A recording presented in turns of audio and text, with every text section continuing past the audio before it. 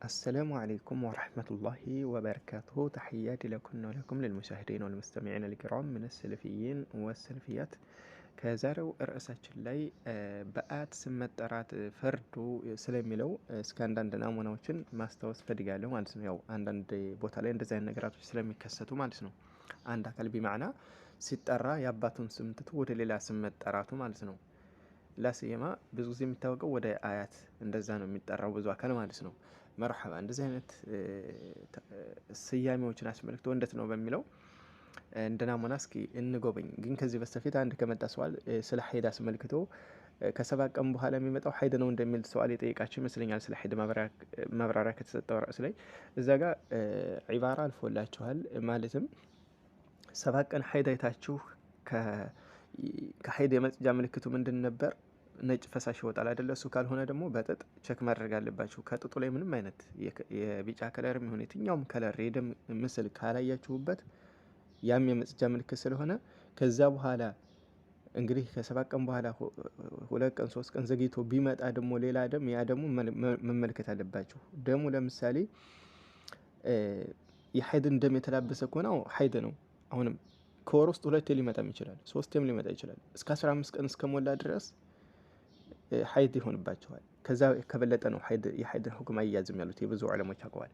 ላኪን ደግሞ የጥሁር ምልክትን አይታችሁበት የመጣው ደም የቢጫ ከለር ወይ ደግሞ የደፈረሰ ውሃ የመሰለ ከሆነ ያ ሀይድ አይደለም።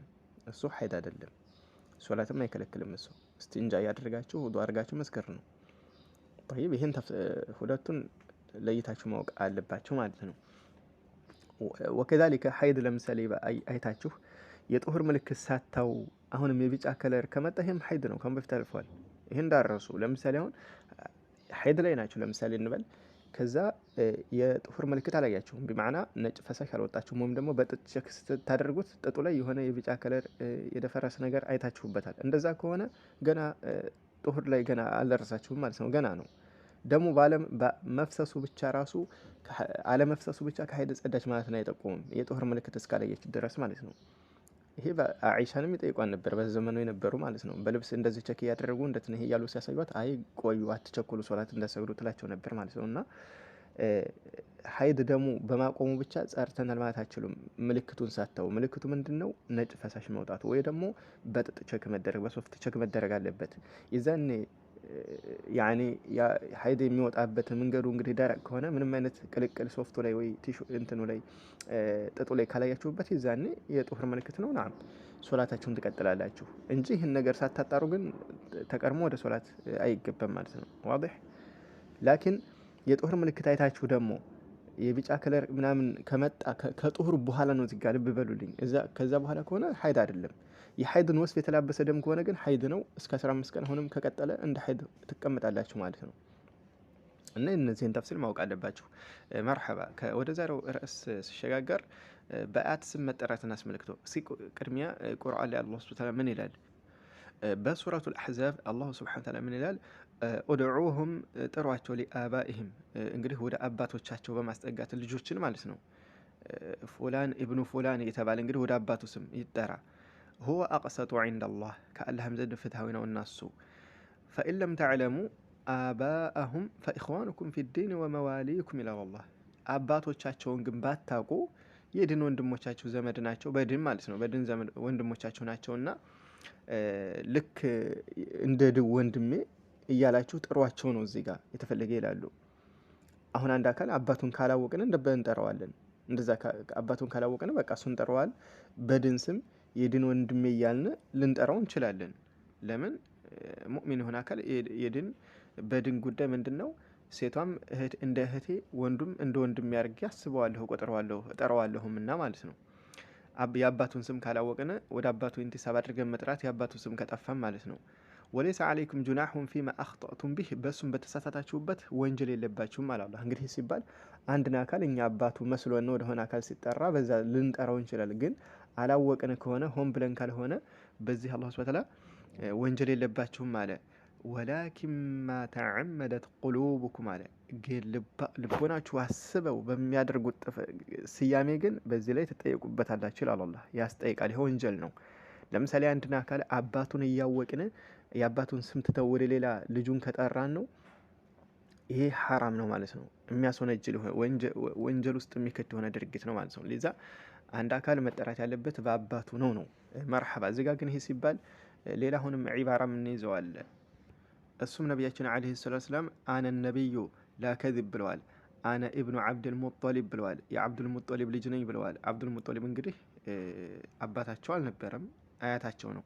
ላኪን ለምን ተሰየሙ ነቢያችን ዓለይሂ ሰላቱ ወሰላም ከተባለ ይሄ ለምሳሌ ዓብዱል ሙጠሊብ ታዋቂ ነበር በሰዓቱ ማለት ነው። ታዋቂ ስለሆነ ወደ እሱ ዘር ሀረግ ነኝ ብለው አንድ አካል አሁን ለምሳሌ አያቱ በጣም ታዋቂ ከሆነ በሰፈሩ እኔ እኮ የሱ ልጅ ነኝ ማለቱ በቃ እሱ ታዋቂ ስለሆነ አያቱ ወደ እሱ ኢንቲሳብ አድርጎ ከሆነ ችግር የለውም በዚህ ሐል ይላሉ። ላኪን ሁል ጊዜ እንደው ሙስተምር በሆነ መልኩ የአባቱን ስም ትቶ ወደ አያቱ ብቻ ግን መደረጉ ይሄ አይቻልም ይላሉ። ከዚህም እንደ ናሙና ሼክ ኢብኑ ዑሰይሚን ረሂመሁላህ የተናገሩትን ላሰማችሁ ማለት ነው።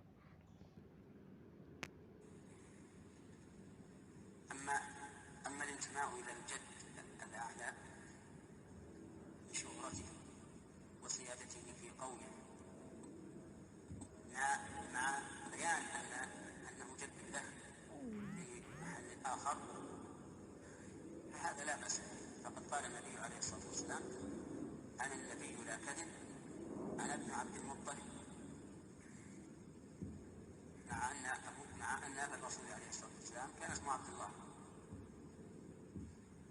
لكن انتسب إلى جده لشهرته وسيادته في قومه مع العلم بأنه هو ابن عبد الله. أما إذا انتسب إلى جده متناسيا أباه ولا ينتسب إليه في أي وقت من الأوقات فهذا لا يجوز.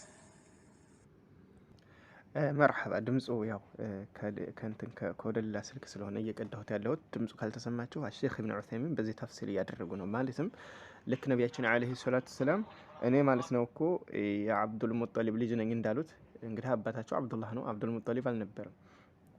እና ይህም ማለታቸው ያኔ ለመታወቁ በሰፈሩ ሰዎች ለመታወቁ ሲባል ያው የሱ ዘር ሀረግ መሆናቸውን ለማሳወቅ ከሚል አንግል ከሆነ ችግር የለውም። አንዳንድ ጊዜ እንደዚህ አይነት ነገራቶች መከሰቱ ነው።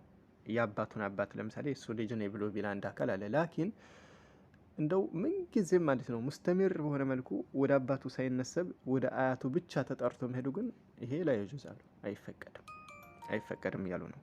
እና ይሄ መስአላ ብዙ ቦታዎች ላይ ስለሚከሰት ነው። አሁን አንዳንድ ሰዎች ላይ ምንም አባቱ በቃ ልክ አያቱ እንደሆነ ተደርጎ አባቱ የማይወሳበት ምን ጊዜ ሙስተሚር በሆነ መልኩ በአያቱ የሚጠራ አለ። እንደዚህ አይነት ነገራቶች ይዘን ተንቢህ ሊሰጣቸው ይገባል ከሚል አንግል ነው። ሰላም አለይኩም ወራህመቱላሂ ወበረካቱ።